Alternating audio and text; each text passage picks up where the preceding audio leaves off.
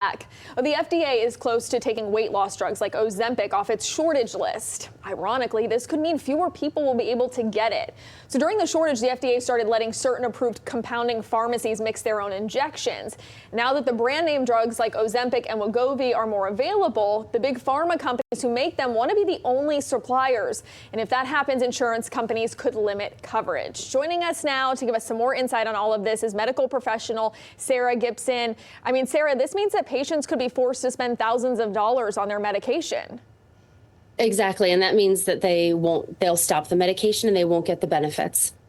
Can you tell us a little bit about why this is happening? The FDA was allowing certain pharmacies to make these generic versions. Now it could stop. Why is this going to happen?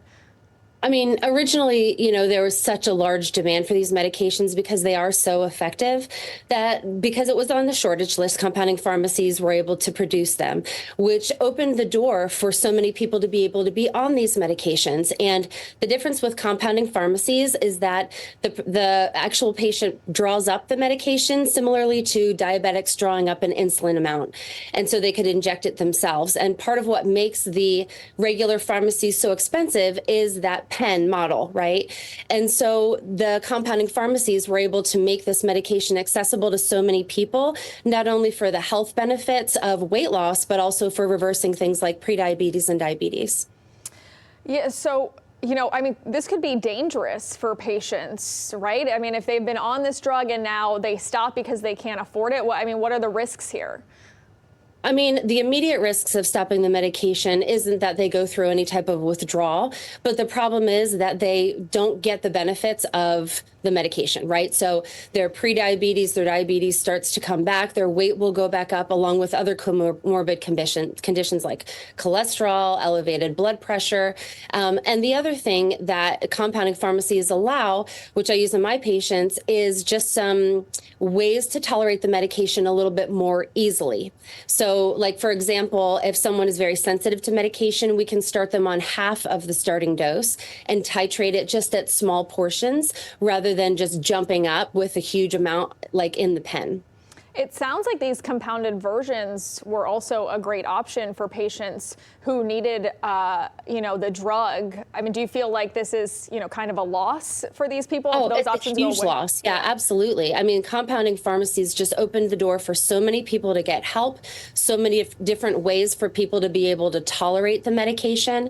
They could use tiny amounts. They were able to wean off of the medication as well. And just the fact that now they're not going to be available just because of cost and pricing alone, a lot of people aren't going to get those benefits.